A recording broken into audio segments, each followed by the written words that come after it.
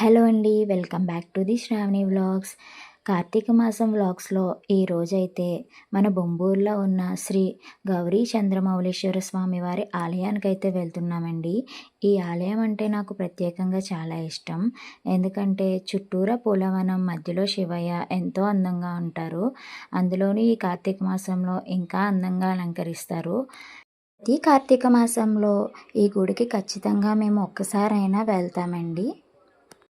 ఒకవేళ మనం అభిషేకం టైంలో ఆలస్యంగా వెళ్తే గుడికి ఎదురుగా ఉన్న శివలింగానికైతే మనం అభిషేకం చేసుకొని లోపల దర్శనానికైతే వెళ్ళొచ్చండి.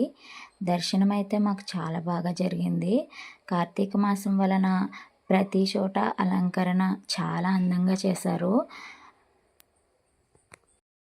బయట భక్తులు దీపాలు వెలిగించుకోవడానికి మంచిగా ఏర్పాట్లయితే చేశారు.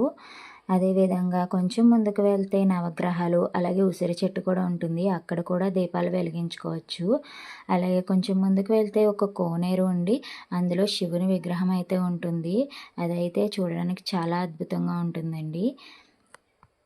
కార్తీక మాసంలోనే కాకుండా మామూలు రోజుల్లో కూడా ఈ గుడిలో పూజలు ఎంతో వైభవంగా జరుగుతాయి. మీరు ఈ చుట్టుపక్కల ఉండి ఈ గుడికి ఇంకా రాకపోతే ఖచ్చితంగా రండి. మళ్ళీ మళ్ళీ మీరే వస్తారు. ఉంటాను. బాయ్.